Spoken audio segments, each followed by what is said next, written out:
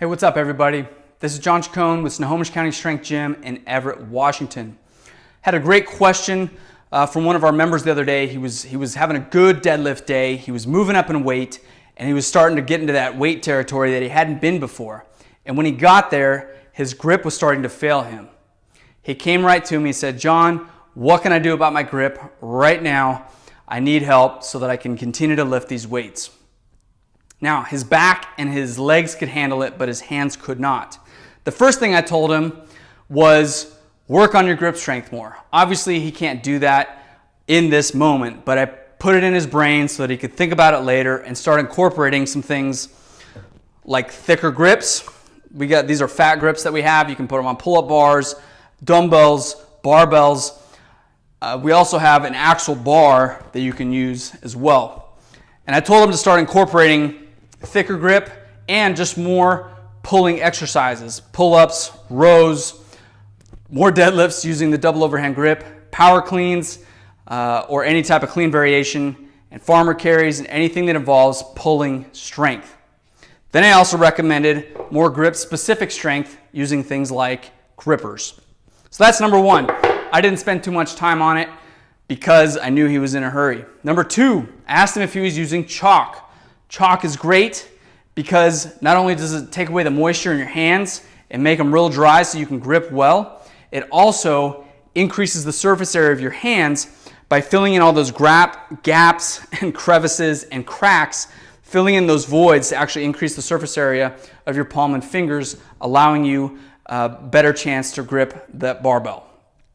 That's number two. Number three, I suggested he use an alternate grip where one palm is forward and one palm is facing you. You can either have your right palm out or your left palm out. Find which way works best for you.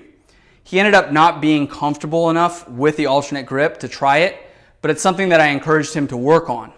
One thing to look out for when you use an alternate grip, make sure the palm facing forward arm does not have a bent elbow.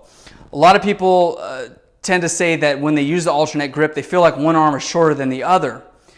And more often than not, when I see what they're actually doing, they actually have that one arm is cocked slightly, it's bent, it's flexed, and of course that's going to feel like it's shorter.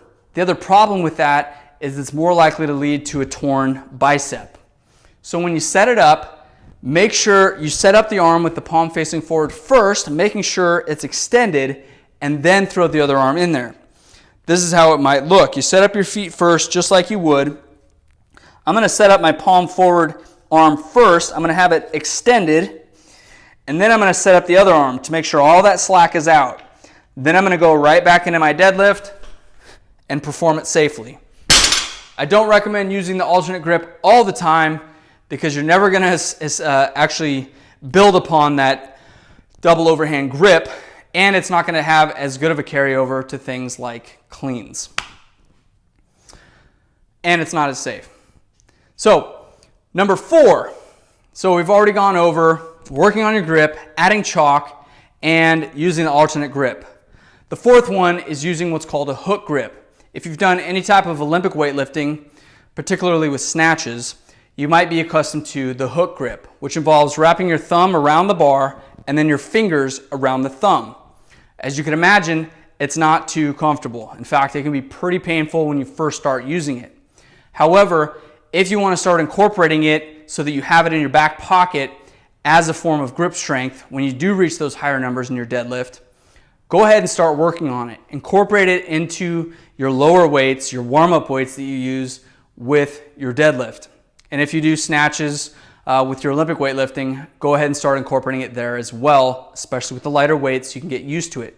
It took me about 2 or 3 weeks when I first started using it, whenever that was, to get used to how it feels. Now I do it, it doesn't really hurt as much. Of course, it's still going to be uncomfortable, but it's not as bad. Set up like you normally would with your deadlift, with the feet in the same spot. Go ahead and wrap the thumb around the bar first, and then wrap the fingers around the thumb. When you do this, and as you lift, that bar is going to want to rotate backwards and away from your fingers, but because your thumb is opposing it, it's going to create that friction and not allow it to slip and rotate. Again, it takes some getting used to, but again, thumb around the bar, fingers around the thumb. That's number 4. The fifth and last recommendation I had for him was to use lifting straps. Lifting straps are my last resort because the tendency nowadays is for some people to use them all the time for all pulling exercises. Unfortunately, this isn't actually going to help you with your grip, and it's not going to blast your forearms out like you really want to. Lifting straps come in a variety of forms. For most, they're either made from cotton like these, or nylon, or leather. Some have a pad like these do. Some come in one long strip that you have to loop together. Some already come pre-looped and they're sewn together. You just got to find out what works for you, and the great thing is they're not expensive and you can take them just about anywhere with you. You can probably put them in your pocket. They're not too bulky. They don't look too weird. So with these guys, I got to loop it through, and you'll find out too when you start wearing them and using them, it's going to put some stress on the wrists. I don't care how nice they are. They're going to put some stress on your wrists because that stress has to go somewhere. If it's not in your hands, it's going somewhere. So the idea is, once you loop those around within themselves, you're going to put it around your wrist. You're going to tighten it up to the wrist. Not too tight, but nice and snug. And you're going to wrap the strap around the bar, and then you're going to wrap your hands and your fingers around the strap, just like you would normally hold the barbell, but this time there's a strap between your hand and the barbell. I recommend setting up the hand first that you're least comfortable with, that you need help with from the other hand, and then do the other hand solo. In this case, I'm going to wrap my right hand first. I'm going to get the strap all the way around there. You're going to want to put your hand in the same spot that you always do with your deadlift. Okay, so I got that one. Now I'm going to set this one up by itself with no help from the other hand. If you got a really dedicated buddy you lift with, then maybe they can help you with that as well. But eventually you got to do it on your own. Now I'm set up. I'm going to set up my deadlift the same way. Perform the lift. From here, let's say my hand starts slipping. It starts coming down to my fingers. That strap still has it. However, do not let go completely of the barbell with your fingers because that strap will unravel. The key piece in this is that your fingers and your hands are still actually providing some type of resistance to aid that strap. It is going to be helpful though when you reach those really high deadlift numbers and you want to keep that double overhand grip and the hook grip just isn't working for you. Use some straps, invest in some. They're anywhere from like $9 to probably $20, I would imagine. They're not very much money. I've had these since college. Geez, probably I've had these, I don't know, 14, 13 years when this video is recorded. So, very helpful tool. 5 things: work on your grip, use chalk, use an alternate grip, use a hook grip, or use lifting straps.